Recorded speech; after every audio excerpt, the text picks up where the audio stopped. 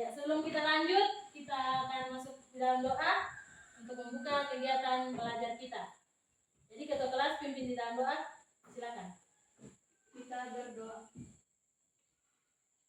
Doa selesai. Oke, terima kasih. Ibu akan absen dulu ya.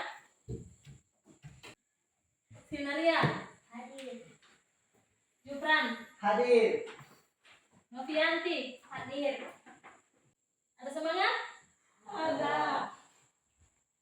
Bahasa Indonesia ini bahasaku, jati diriku, bahasa pemersatu Indonesia jaya jaya jaya. Kita masuk dalam pembelajaran kita yaitu tentang teks berita. Ya, ketua kelas boleh dibacakan teks berita. Teks berita adalah tulisan yang berisi informasi mengenai peristiwa atau kejadian yang baru saja terjadi atau masih hangat diperbincangkan.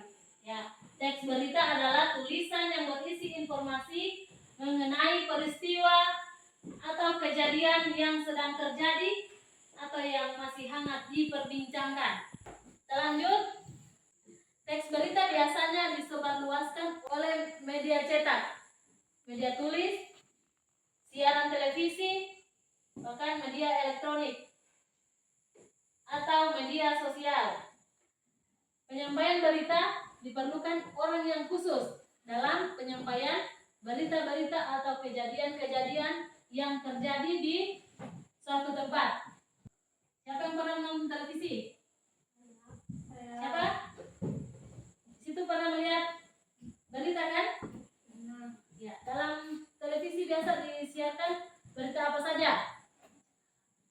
Bencana alam, banjir, Apalagi? pencurian, Apalagi? bumi, Ya, masih banyak. Bencana alam, pencurian, gempa bumi. Di sini tadi ada teks berita. Selanjutnya ada berita. Coba dibacakan, Elisa. Berita adalah informasi baru atau yang sedang terjadi yang disajikan melalui berbagai media seperti media cetak, siaran, internet, atau secara lisan. Ya, berita adalah informasi baru atau yang sedang terjadi yang disajikan melalui berbagai media. Seperti apa? Media apa? Media cetak, Apalagi? siaran, Apalagi? internet, Apalagi? atau secara lisan. Ya, anak-anak, kita juga boleh menyampaikan berita, tapi kita harus benar-benar tahu apa yang terjadi, kapan kejadian, bagaimana kejadiannya, dan bagaimana orang-orang yang ada di tempat itu. Siapa yang punya HP? Siapa? Saya. Jadi kita kalau pegang HP, kadang kita buka tentang berita-berita yang melalui internet. Jadi banyak di situ kita temui berita-berita apa saja tentang kejadian kecelakaan, pencurian, bahkan tentang korupsi atau pelecehan seksual atau KDRT dan bermacam-macam yang dapat kita lihat di internet. Oke anak-anak, di sini Ibu akan bagi kelompok. Jadi Ibu akan bagi 4 kelompok. Jadi setiap kelompok masing-masing mengutus atau siapa yang kalian tuju untuk menjadi ketua kelompok. Jadi sebentar, tiap-tiap kelompok mendiskusikan soal-soal yang akan diberikan. Jadi masing-masing kelompok mendiskusikan pertanyaan. Setelah itu kita akan membahas bersama-sama jawaban dari tiap-tiap kelompok. Jadi dimulai dari kelompok 1. Siapa yang akan membacakan? Siapa ketua kelompok? soal dari kelompok 1, bagaimana cara menyampaikan berita secara lisan. Siapkan pesan, pastikan pesan yang akan disiapkan sudah disiapkan sebelumnya. Kedua, gunakan bahasa yang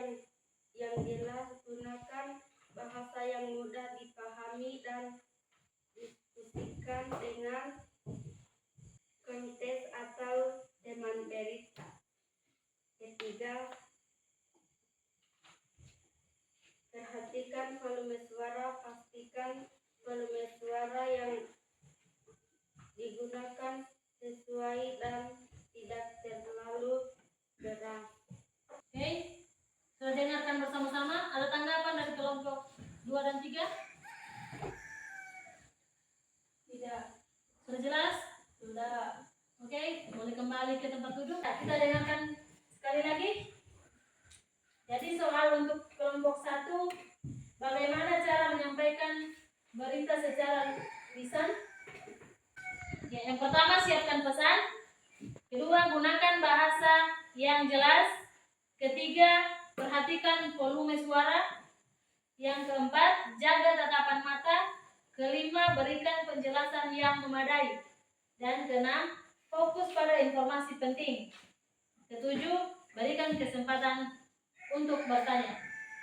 Sekarang lanjutkan kelompok 2. Bagaimana cara menyampaikan berita yang baik dan benar? Jawaban. 1. Materi. Pahami dan kuasai materi yang akan disampaikan. 2. Audiens. Kenali dan pahami. 3. Percaya diri. 4. Jelas. 5. Bahasa tubuh. Oke, siapa yang ada tanggapan dari kelompok 1 dan kelompok 3? Tidak. Oke, sudah paham ya? Sudah jelas? Sudah. Oke, baik. Silakan duduk dan jawabannya boleh diberikan kepada berita yang baik dan benar. Yang pertama, materi. Kedua, audiens. Ketiga, percaya diri. Keempat, jelas. Yang kelima, bahasa tubuh. Keenam, intonasi. Ketujuh, volume suara. Kedelapan, tatapan mata. Kesembilan, gaya pembacaan. Dan kesepuluh, artikulasi. Oke, sekarang dilanjutkan oleh kelompok 3. Siapa saja yang dapat menyampaikan berita? Jawabannya adalah 1. Seseorang yang secara profesional melakukan kegiatan jurnalisme seperti menulis, menyusun, dan menyampaikan berita kepada publik melalui media massa. Kedua, penyiar berita yang bertugas menyampaikan berita, baik membacakan berita orang lain maupun terjun langsung dalam peliputan dan proses pembuatan berita. Ketiga, Ya, soal dari kelompok 3, siapa saja yang dapat menyampaikan berita?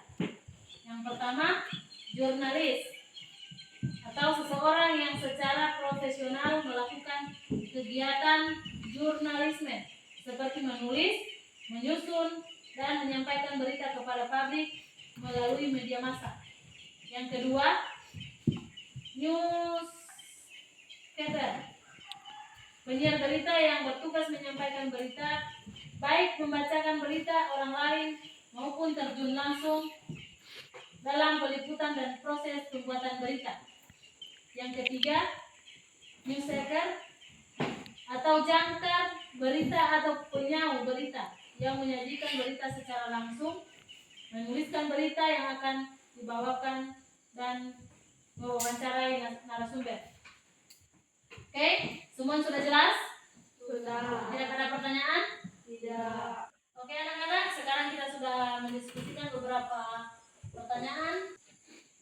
Kembali ke tempat duduk masing-masing. Oke, pelajaran kita sudah membaca teks berita, apa itu berita, bermacam-macam berita.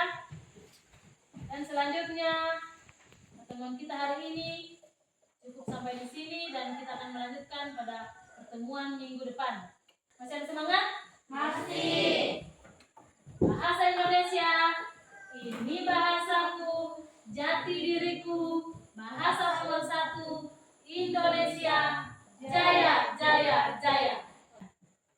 Teman-teman, untuk menutup pembelajaran kita hari ini, kita satu sama dua, kita depan kita akan mempelajari tentang contoh-contoh berita dan masing-masing tugasnya untuk dikerjakan di rumah, mencari contoh berita dan dikumpulkan pada pertemuan minggu depan.